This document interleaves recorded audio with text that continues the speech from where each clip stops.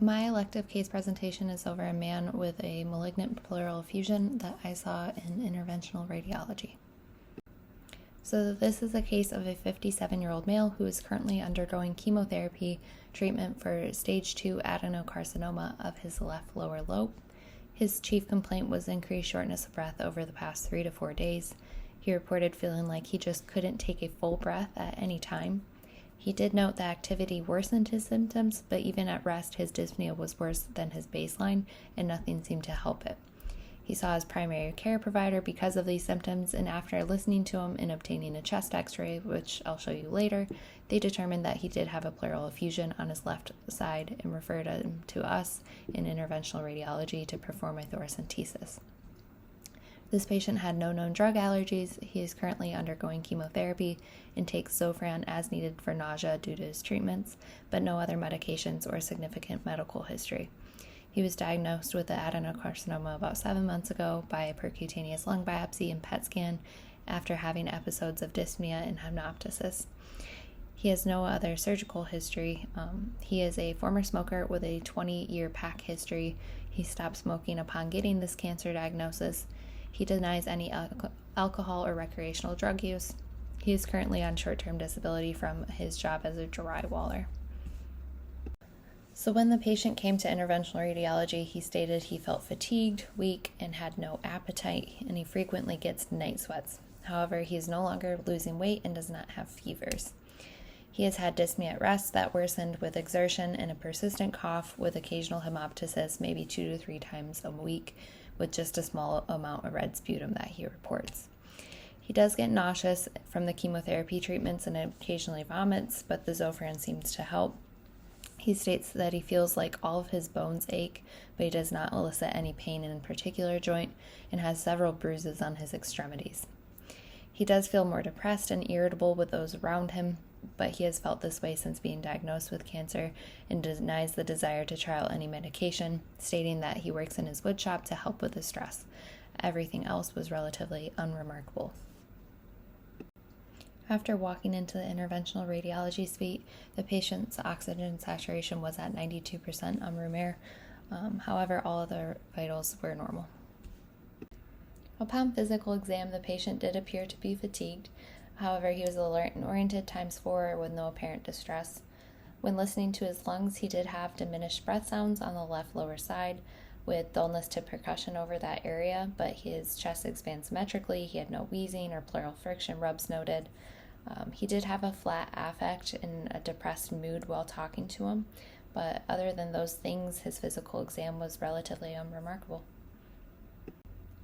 His primary care provider did order a CBC and CMP prior to coming to interventional radiology. The CMP was unremarkable with no abnormalities shown.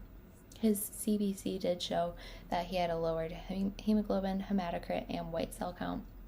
This is likely due to his chemotherapy treatments, and there was no need to address them at this appointment. This is the chest x-ray that the primary care provider obtained before sending him to IR. It's a good chest x-ray with good penetration and no rotation. However, you can see that visible opacity on the left side causing a slight mediastinal shift to the right.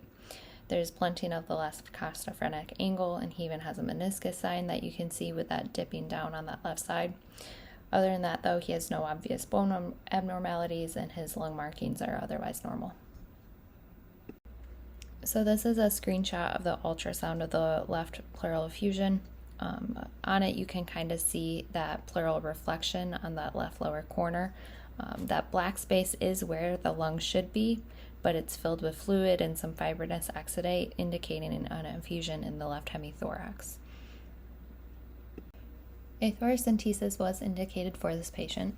We determined that by using ultrasound prior to doing the procedure and evaluating the amount of fluid, noting that if there's fluid in more than 2 rib spaces, there's enough fluid to safely perform the procedure. We then mark the site of insertion and prep the site using a ChloraPrep and drapes. This is a sterile procedure, so maintaining sterility is very important so we don't introduce any bacteria into the pleural space. We then inject local anesthetic, first as a skin wheel and then going deep into the tissue just above the rib, hitting the pleural lining and numbing the entire area. Once the area is numb, a UE catheter is used to go into the pleural space, again inserted just above the rib to avoid any nerves or vasculature.